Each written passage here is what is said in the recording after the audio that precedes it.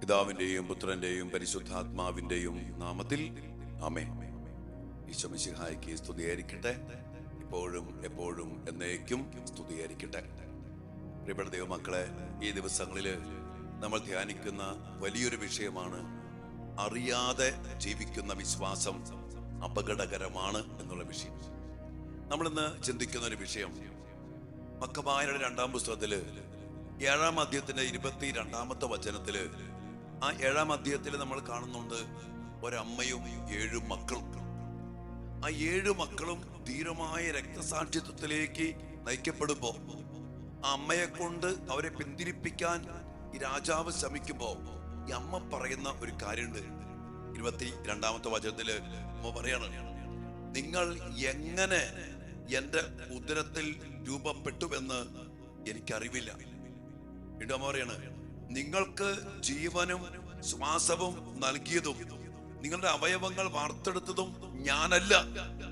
മനുഷ്യനെ ഉരുവാക്കുകയും എല്ലാറ്റിന്റെയും ആരംഭം ഒരുക്കുകയും ചെയ്ത ലോക സൃഷ്ടാവ് ദൈവമാണ് അവരെ സൃഷ്ടിച്ചത്, രൂപപ്പെടുത്തിയത്, അവയവങ്ങൾ സൃഷ്ടിച്ചത് എന്ന് ഈ അമ്മ മക്കളോട് പറഞ്ഞു കൊടുത്ത് ആ ഒരു തിരിച്ചറിവിലേക്ക് നിങ്ങൾ ദൈവത്തിന്റെ മക്കളാണ്.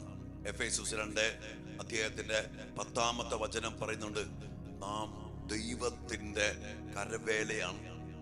ദൈവത്തിന്റെ കരവേലയാണ്. എന്റെ പ്രിയപ്പെട്ട മക്കളെ, നമ്മളെല്ലാവരും അറിയേണ്ട ഒരു വലിയ സത്യം, നമ്മൾ നമ്മുടേതല്ല.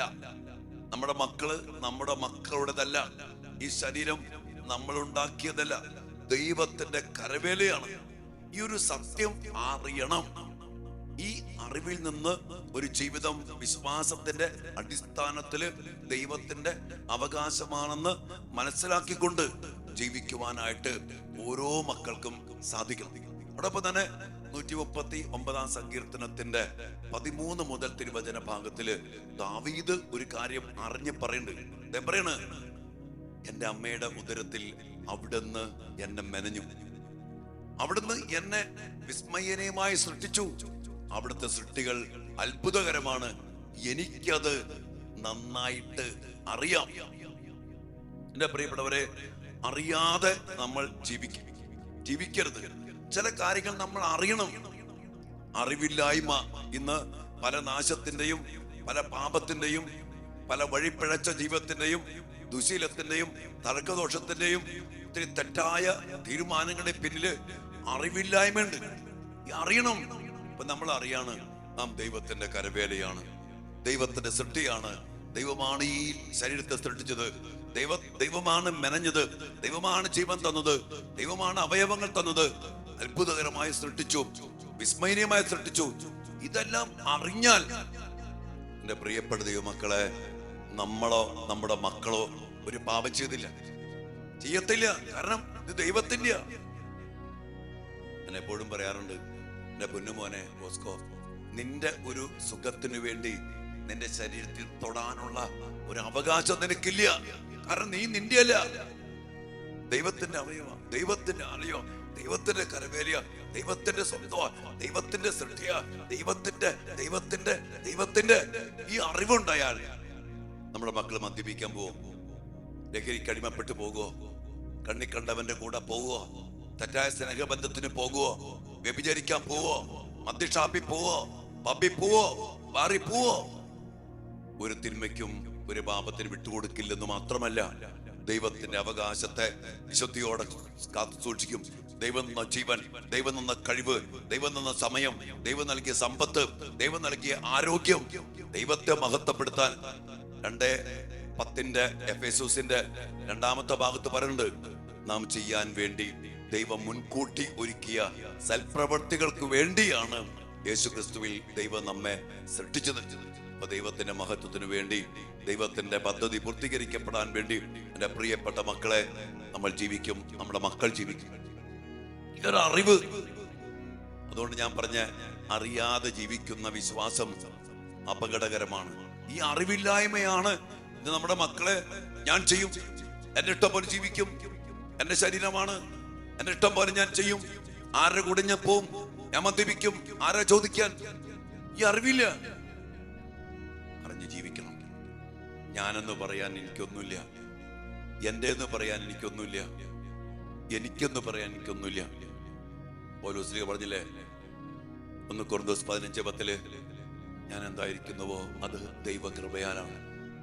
ഈ ദൈവകൃപയാലായ ദൈവത്തിൻ്റെതായ ദൈവത്തിന്റെ മാത്രം അവകാശമായ ശരീരത്തിന്റെ ഈ അറിവ്, ജീവിതത്തിന്റെ ഈ അറിവ് നമുക്ക് ലഭിച്ചാൽ ഈ അറിവിൽ നമ്മൾ വിശുദ്ധിയിൽ ജീവിക്കും, ദൈവത്തെ മഹത്വപ്പെടുത്തും, ദൈവത്തിന്റെ പദ്ധതികൾ പൂർത്തീകരിക്കപ്പെടാൻ വേണ്ടി അതുപോലെ ജീവിക്കും. ആ ജീവിതം പാപത്തിലേക്ക്, തിന്മയിലേക്ക്, വഴിപിഴച്ച ജീവിതത്തിലേക്ക്, ലഹരിയിലേക്ക്, കൂട്ടുകെട്ടിലേക്ക്, ഒരു ജഡിക പാപത്തിലേക്കും നമ്മെ നയിക്കത്തില്ല. നമ്മൾ അതിനുവേണ്ടി മരിക്കും, വിശുദ്ധിക്ക് വേണ്ടി മരിക്കും, കർത്താവിന് വേണ്ടി മരിക്കും. പാപത്തെക്കാൾ മരണമെന്ന് പറയും ഈ അറിവുണ്ടെങ്കിൽ. ഇന്ന് ഈ അറിവില്ലായ്മയല്ല മക്കളെ, നമ്മുടെ മക്കളെ ഈ ലോകത്തിന്റെ പാപത്തിലേക്കും, ഈ ലോകാരൂപിയിലേക്കും, ഈ ജഡിക പാപത്തിലേക്കും, തെറ്റായ സ്നേഹബന്ധങ്ങളിലേക്കും, പല പല ദുശീലങ്ങളിലേക്കും, തർക്കദോഷങ്ങൾക്ക് നയിച്ചിരിക്കുന്നത് ഈ അറിവില്ലായ്മയാണ്. അറിയാതെ ജീവിക്കുന്ന വിശ്വാസം അപകടകരമാണ്. ഈ അറിവിന് വേണ്ടി പ്രാർത്ഥിക്കാം. മറക്കാതെ സത്യം അറിഞ്ഞ്, ഈശോ പറഞ്ഞില്ലേ, സത്യം നിങ്ങളെ സ്വതന്ത്രരാക്കും. എന്നാ സത്യങ്ങൾ കേട്ട് പലതും മിഥ്യാ ചിന്തയില് എന്റെയാണ്, എനിക്കുള്ളതാണ് എന്നൊക്കെ കരുതി ജീവിക്കുമ്പോ എന്റെ പ്രിയപ്പെട്ട മക്കളെ, നമുക്ക് തെറ്റുപറ്റി, നമ്മൾ നശിക്കും.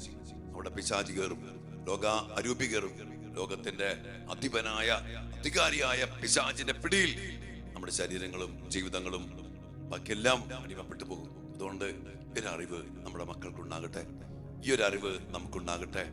ഈ അറിവ് നമ്മുടെ കുടുംബങ്ങളില്, സഭയില്, പൗരോഹിത്യത്തില്, സന്യാസ ജീവിതത്തില്, യുവമക്കളില്, കുഞ്ഞുമക്കളിലുണ്ടാകട്ടെ. മക്കൾക്ക് വേണ്ടി, ഈ ഒരു അറിവിന് വേണ്ടി നമുക്ക് പ്രാർത്ഥിക്കാം. അങ്ങനെ അറിഞ്ഞാൽ നമ്മുടെ മക്കൾ പഠിക്കും, ദൈവത്തെ മഹത്വപ്പെടുത്തും, ദൈവത്തെ ആരാധിക്കും, ദൈവത്തിന്റെ വിശുദ്ധിയിലും ചൈതന്യത്തിലും ജീവിക്കും. ഒരു പാപത്തിന്റെയും ഒരു തെറ്റിന്റെയും ഒരു കൂട്ടുകെട്ടിന്റെയും പിന്നാലെ പോയി നമ്മുടെ മക്കളാരും നശിക്കത്തില്ല. പ്രാർത്ഥിക്കാം മക്കളെ, ഈ അറിവിനായി. ഈശോ അനുഗ്രഹിക്കട്ടെ. ആമേൻ. പരിശുദ്ധ പരമ ദിവ്യകാരുണ്യ ഈശോയ്ക്ക് നേരവും ആരാധനയും സ്തുതിയും പുകഴ്ചയും ഉണ്ടായിരിക്കട്ടെ.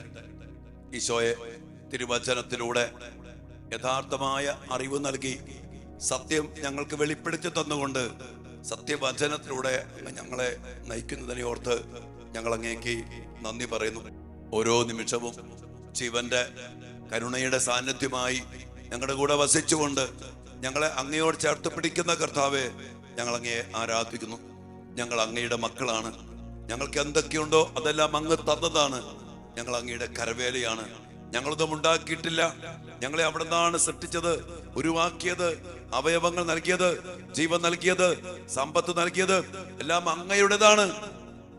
അങ്ങയുടെ അവകാശമായ ഞങ്ങളുടെ ജീവിതങ്ങളെ സമർപ്പിക്കുന്നു കർത്താവെ. ഈ ഒരു അറിവില്ലായ്മ, ഈ ഒരു സത്യം അറിയാത്ത അവസ്ഥ ഞങ്ങളുടെ മക്കളെ, ഞങ്ങളുടെ വ്യക്തി ജീവിതങ്ങളെ, ഞങ്ങളുടെ പ്രിയപ്പെട്ടവരെ പല പാപത്തിലേക്ക്, തിന്മയിലേക്ക്, പൈശാചികമായ പ്രവൃത്തികളിലേക്ക്, തെറ്റായ സ്നേഹബന്ധങ്ങളിലേക്ക്, ദുശീലങ്ങളിലേക്ക്, തർക്കദോഷങ്ങളിലേക്കൊക്കെ നയിച്ചിട്ടുണ്ട് കർത്താവ്. ഈ ഒരു അറിവ് ആ മക്കമാരുടെ പുസ്തകത്തില് അമ്മയും 7 മക്കളും ഈ ഒരു അറിവ് ലഭിച്ചപ്പോ അങ്ങേക്ക് വേണ്ടി രക്തസാക്ഷികളായിട്ട് മാറി.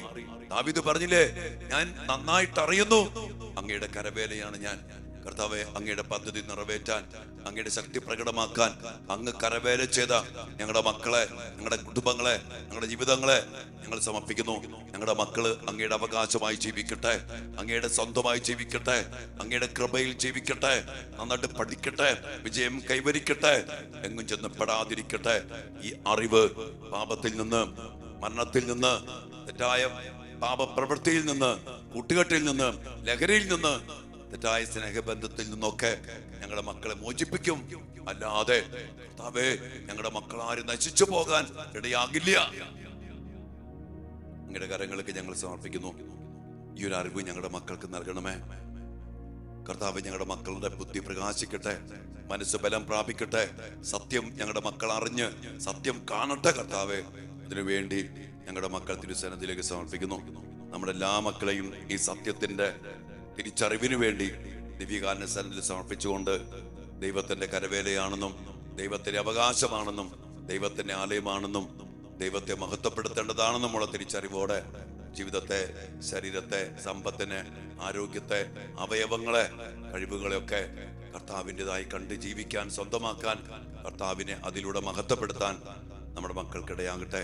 ആ വലിയ അഭിഷേകത്തിന് വേണ്ടി ഈ ആശീർവാദത്തിലൂടെ പ്രാർത്ഥിക്കേണ്ട മക്കളെ.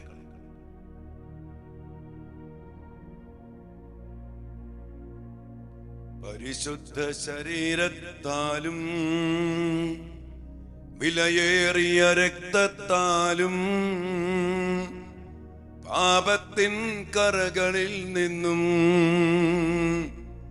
മർത്യനു നീ മോചനമേകി സകലേശാ ദിവ്യ കടാക്ഷം തൂഗണമേ വത്സല സുതരിൽ നിർമ്മലരായി ജീവിച്ചിടുവാൻ ചിന്തണമേ ദിവ്യവരങ്ങൾ. കർത്താവേ, എല്ലാ വരങ്ങളും കൃപകളും ചിന്തി യഥാർത്ഥമായ ജ്ഞാനവും സത്യവും അറിഞ്ഞ് ജീവിക്കാനുള്ള കൃപ, അഭിഷേകം ഞങ്ങൾക്ക്, ഞങ്ങളുടെ യുവമക്കൾക്ക്, ഞങ്ങളുടെ കുഞ്ഞുമക്കൾക്ക്, എല്ലാ പ്രിയപ്പെട്ട മക്കൾക്കും നൽകി അനുഗ്രഹിക്കണമേ എന്ന് പ്രാർത്ഥിച്ചുകൊണ്ട് അതിനായിട്ട് ഈശോയെ ഞങ്ങൾ ആശീർവദിക്കണമേ, അനുഗ്രഹിക്കണമേ. പ്രാർത്ഥിക്കും മക്കളെ. ഹല്ലേലൂയ. ഈശോയെ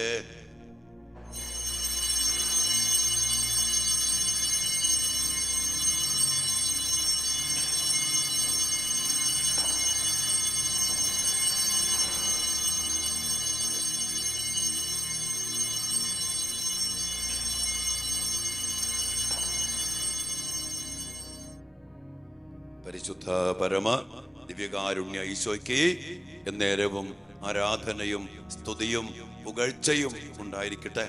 ഈശോയെ, യഥാർത്ഥമായ അറിവ്, സത്യം ഞങ്ങൾ അറിയട്ടെ, ഞങ്ങൾ മനസ്സിലാക്കട്ടെ.